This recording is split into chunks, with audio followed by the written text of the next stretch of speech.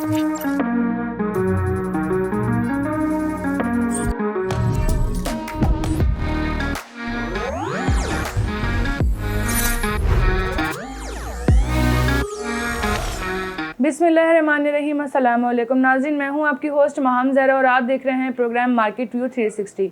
नाज़रीन, आज के प्रोग्राम में जो मेरे साथ मेहमान हैं वो है मोहम्मद सुफियान, जो कि मुनीर खनानी सिक्योरिटीज़ में इक्विटी डीलर होते हैं। अस्सलाम वालेकुम सुफियान, सबसे पहले आप ये बताएं कि ये इक्विटी डीलर का क्या काम होता है स्टॉक मार्केट में?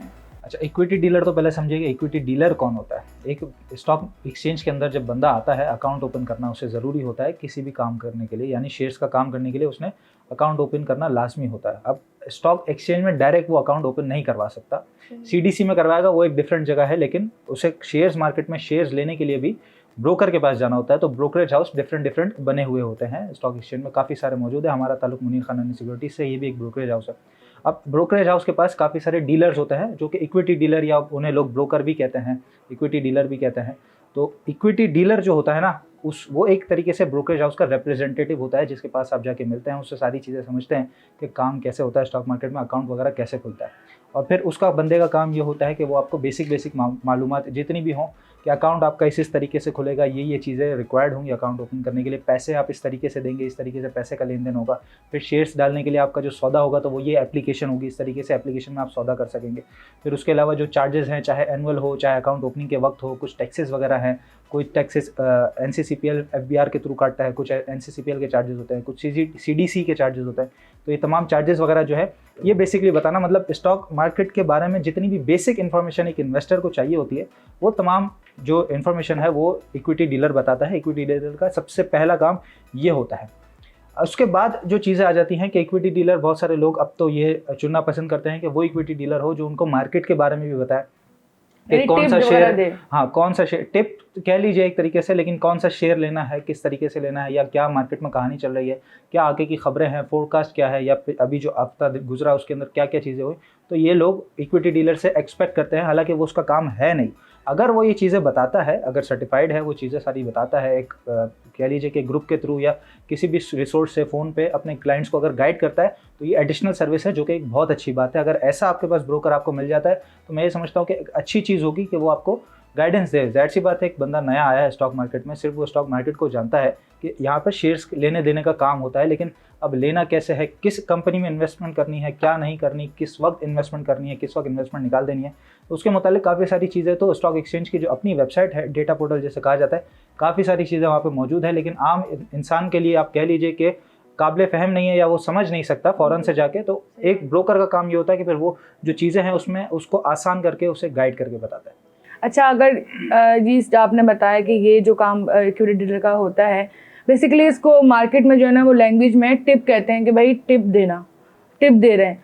तो अच्छा, मैंने मार्केट में ये सुना है कि जो लोग टिप पे काम करते हैं वो हमेशा लॉस में ही जाते हैं। क्या ये कितना सच्चाई है इस बात में? बहुत ज़्यादा सच्चाई है। एक तो देखें, टिप तो खैर ये कल्चर अभी से नहीं, 90s के दौर से, जब से दुनिया भर में स्टॉक मार्केट शुरू हुई हैं तब से ये चलता हुआ आ रहा है और आगे तक भी चलेगा। टिप एक मार्केट का हिस्सा है, उसे आप अलग नहीं कर सकते। गलत सही ये अलग डिबेट है, लेकिन वो मार्केट का हिस्सा है, टिप को आप अलग नहीं कर सकते। अब टिप क्या होती है कि व्हाट्सएप ग्रुप्स, अब तो ज़माना व्हाट्सएप ग्रुप्स और टेलीग्राम ग्रुप्स का है, फ़ोन पे काम करने वाला कम हो गया। तो व्हाट्सएप ग्रुप आपने सुबह खोला, आपको फॉर एग्जांपल मैं बता रहा हूँ कि टिप आई कि GHNL ले लीजिए आज के दिन में, ठीक है, या फिर GHNL लिखा हुआ आ गया है, GHNL का आज के दिन का ये टारगेट प्राइस है, तो फ़ौरन से आपने ले लिया।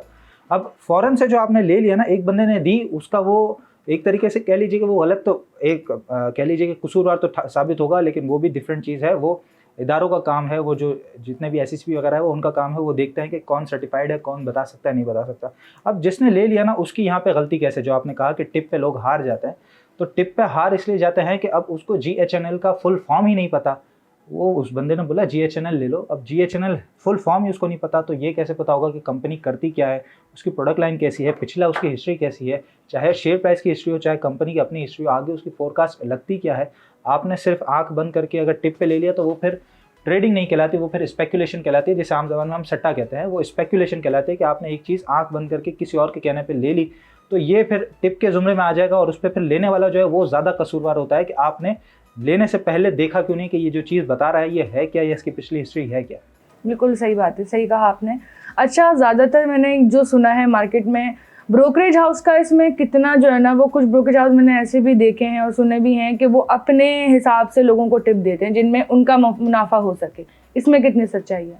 अपने हिसाब से टिप देने का मतलब ये है कि उनका मुनाफा हो जाए। जी देखिए ऐसा होता नहीं है, ऐसा नहीं होता। ऐसा अगर होता तो ज़ाहिर सी बात है कि इदारे बैठे हुए तो वो खामोश तो रहते नहीं। अगर इस तरीके की चीज़ें हो रही होती तो इदारों की भी सब पे नज़र रहती है, वो अप एंड डाउन चलता रहता है, लेकिन नज़र सब पे रहती है कि कौन क्या कर रहा है, किस तरीके से काम मार्केट में चल रहा है। अब जहाँ तक ब्रोकरेज हाउसेस की आपने बात करी, तो ऐसा आप कह लीजिए कि कोई कुछ अनासिर ऐसे होते हैं, चाहे वो ब्रोकरेज हाउस से उसका ताल्लुक हो ना हो। बहुत सारे स्टॉक मार्केट के इन्वेस्टर्स अब ऐसे हैं, क्योंकि जब से सोशल मीडिया का दौर चला है तो इन्वेस्टर्स के अपने अपने ग्रुप हैं, उनके अपने यूट्यूब चैनल्स हैं। हालांकि वो सिर्फ स्टॉक मार्केट के एक इन्वेस्टर हैं, उनका डायरेक्ट स्टॉक मार्केट से सिर्फ अकाउंट के अलावा या इन्वेस्टर होने के अलावा कोई ताल्लुक नहीं है। वो गाइडलाइंस वगैरह दे सकते हैं नहीं दे सकते, वो तो खैर इदारे बताएंगे, लेकिन ये है कि वो भी ग्रुप्स वगैरह चला रहे होते हैं, तो वो भी ये चीज़ें बता रहे होते हैं। वो भी जब चीज़ें बता रहे होते हैं तो फिर वो बात वहीं से जुड़ जाएगी कि जब वो चीज़ बता रहे होते हैं तो इसके अंदर होती हैं प्रोबेबिलिटीज़ मौजूद होती हैं कि पंप एंड डंप वाली सिचुएशन हो कि वो पहले बेच दें या पहले उसे आपको बताएं और वो उठें। मतलब 4 लोगों ने आपकी बात पे लिया और आपकी चीज़ ऊपर गई, शेयर प्राइस ऊपर गया तो उसने बेचा और उसके बाद नीचे आ गया। तो पंप एंड डंप एक्टिविटीज़ इस तरीके से चलती हैं, प्रोबेबिलिटीज़ इसकी मौजूद है। लेकिन ये है कि ये जो आपने कहा कि ब्रोकरेज हाउसेज ऐसा करते हैं, तो नहीं, किसी भी ब्रोकरेज हाउस को इस तरीके की इजाज़त जो रेगुलेटर्स हैं वो भी नहीं देते। ठीक हो गया। अच्छा सुफियान, ये बताओ कि अभी जो मार्केट के जो हालात चल रहे हैं, मार्केट के पूरे हफ्ते जो है वो बहुत ज़्यादा डाउन रही, तो इस वक्त के न्यू इन्वेस्टर्स को क्या करना चाहिए अगर वो इन्वेस्टमेंट करने के लिए स्टॉक मार्केट में आए? तो अगर वो लॉन्ग टर्म के लिए इन्वेस्टमेंट करे तो उसे कौन से सेक्टर्स में या कौन सी स्पेसिफिक कंपनीज में इन्वेस्टमेंट करनी चाहिए? देखिए सिर्फ इन्वेस्टमेंट की जहाँ तक आपने बात कर रहे हैं, तो इन्वेस्टमेंट के लिए तो मार्केट में हमेशा वक्त अच्छा ही होता है। स्टॉक मार्केट एक वो जगह है जो डिफरेंट एवेन्यूज से, प्रॉपर्टी में आप पैसा लगाने जाएंगे तो बहुत सारा पैसा चाहिए। बैंक में आप पैसा लगाने जाएंगे, लगा तो देंगे लेकिन वहाँ से रिटर्न कम मिलेगा। इसी तरीके से सर्टिफिकेट्स वगैरह हैं, कुछ और चीज़ें हैं डिफरेंट जहाँ पे लोग पैसा रखते हैं कि कुछ रिटर्न मिले। लेकिन स्टॉक मार्केट उसकी बनिस्बत देखेंगे तो पैसा यहाँ पे जिसके पास कम है वो भी लगा सकता है, जिसके पास बहुत सारा है वो भी लगा सकता है, और रिटर्न भी उसमें ज़्यादा है। ऐसा नहीं है कि रिटर्न कम है या बैंक के मुकाबले में तो कई गुना ज़्यादा रिटर्न मिलता है। और इन्वेस्टमेंट के लिए हमेशा ही मार्केट बेहतर रहती है, अच्छी रहती है। अब किन सेक्टर्स में बंदे को जाना चाहिए, ये आपका सवाल है। तो देखिए इन्वेस्टमेंट 2 तरीके से की जाती है। एक तो ये कि बहुत ज़्यादा सेफ एंड सिक्योर इन्वेस्टमेंट हो, जो कि डिफेंसिव स्टॉक्स में हो, कि बड़े डिफेंसिव हैं, सालों से पे आउट करते हुए आ रहे हैं, जैसे OGDC है, पाकिस्तान ऑयल फील्ड्स है, ICI पाकिस्तान है, आर्क्रोमा पाकिस्तान है, मिल्लत ट्रैक्टर है। छोटे में आ जाए तो DCR है। इसके अलावा आज रिजल्ट आया SCBPL का आया, कल SNBL का आया। तो बैंक्स जो छोटे हैं वो भी कुछ डिविडेंड पे आउट अगर अच्छा करते हैं तो ये बहुत ज़्यादा सेफ साइड इन्वेस्टमेंट हो जाती है, जिसमें अप एंड डाउन आपको रेट के हिसाब से नहीं मिलती, कंपनी का रिटर्न आपको सालाना या क्वार्टरली आता रहता है। दूसरी इन्वेस्टमेंट हो जाती है ग्रोथ ओरिएंटेड कंपनीज में, यानी जिनका फ्यूचर बेहतर दिख रहा हो। पिछले 1.5 साल में हमने देखा सबसे ज़्यादा जो फ्यूचर ब्राइट था सारी सेक्टर्स के अंदर वो था टेक्नोलॉजी सेक्टर का। फिर उसके बाद देख लीजिए तो फार्मा सेक्टर का, बैंकिंग सेक्टर का आप कह सकते हैं, लेकिन बैंकिंग सेक्टर सालों से ग्रो कर रहा है और आगे भी ग्रो करता रहेगा, तो वो एक डिफरेंट कैटेगरी है। लेकिन 2 सेक्टर्स जिन्होंने एक अच्छा ग्रो किया, वो एक टेक्नोलॉजी सेक्टर बहुत ज़्यादा सामने नजर आया हमें, और फिर उसके बाद फार्मा सेक्टर नजर आया। तो अभी भी अगर इन्वेस्टमेंट करनी हो तो पहली चॉइस बंदे की बैंकिंग सेक्टर होनी चाहिए, फिर टेक्नोलॉजी होना चाहिए, फिर फार्मा सेक्टर होना चाहिए, और खासतौर पर पाकिस्तान की एग्रो बेस्ड इकोनॉमी को देखते हुए फिर फर्टिलाइजर सेक्टर होना चाहिए। अच्छा, अभी ये है कि ऑटोमोबाइल सेक्टर की सबसे ज़्यादा सेलिंग आई है, तो इस वक्त जो है ना वो उसकी मतलब सेलिंग की वजह से मार्केट पे क्या पॉजिटिव असरात आए हैं? और दूसरा ये कि अभी न्यू इन्वेस्टर भी अगर ऑटोमोबाइल सेक्टर में इन्वेस्टमेंट करे तो उसके लिए कैसा रहेगा? नहीं, ऑटोमोबाइल सेक्टर के अंदर सिर्फ सेलिंग नहीं है, सेलिंग पूरी मार्केट के अंदर है। ये 46,400 का लेवल मार्केट ने टच किया, उसके बाद कंटिन्यू मार्केट में सेलिंग प्रेशर सारे ही सेक्टर में, सिर्फ ऑटो सेक्टर की बात नहीं है। हालांकि पिछले जुम्मे वाले दिन ही ऑटो सेक्टर में एक अच्छी उठान देखी गई थी, क्योंकि ऑटो सेल्स के नंबर बेहतर आए थे। लेकिन फिर ये हफ्ता क्योंकि मार्केट का पूरा डाउन था तो इस वजह से ऑटो सेक्टर वो मोमेंटम बरकरार नहीं रख पाया और नीचे आ गया। अब ऑटो सेक्टर में इन्वेस्टमेंट की बात आ जाए तो इन्वेस्टमेंट के लिए बहुत अच्छी अच्छी कंपनीज ऑटो सेक्टर के अंदर भी मौजूद है। मिल्लत ट्रैक्टर की मैंने बात करी, सालों से कंटिन्यू पे आउट करती हुई आ रही है। इसी तरीके से एटलस बैटरी है ऑटोमोबाइल पार्ट्स एंड एसेसरीज के अंदर, इसी तरीके से एटलस होंडा है, बाइक्स की सेल कंटिन्यू बढ़ती रहती है। तो ये कुछ कंपनी है। पाक सुजुकी वगैरह और GHNL के अंदर आप कह लीजिए कि रेट एप्रिसिएशन के लिए थोड़ा सा काम किया जा सकता है। तो ये कुछ कंपनीज हैं जो ऑटोमोबाइल पार्ट्स एंड एसेसरीज और असेंबलर सेक्टर में बेहतर है। अच्छा, ये टेक्सटाइल पॉलिसी भी जो है ना अभी अनाउंस हुई है, उससे मार्केट पे क्या पॉजिटिव असर आता है? टेक्सटाइल पॉलिसी अनाउंस होने से मार्केट पे कोई असरात आए नहीं, ना आने थे, क्योंकि बहुत लेंदी कर दिया था उस मरहले को। जब तक लाना थे पॉलिसी बहुत लेंदी कर लिया था, तो उसमें ये कह लीजिए कि लोगों के सब्र का जो पैमाना है वो लबरेज हो जाता है, फिर उस पर रिएक्शन देते नहीं। और ख़ासतौर पर जब ऐसी मार्केट हो कि खुद मार्केट का ही सपोर्ट ना हो तो उससे फिर बहुत ज़्यादा रिएक्शन कह लीजिए लोगों का, या उसके अंदर इंटरेस्ट कह लीजिए, वो नहीं आता। अभी फिलहाल जो लोगों का ज़्यादा ध्यान है वो ब्लू चिप्स के ऊपर है और उन कंपनीज़ के ऊपर है जो रिटर्न दे। पॉलिसीज़ वगैरह आने से फिलहाल मार्केट को कोई असर नहीं पड़ रहा।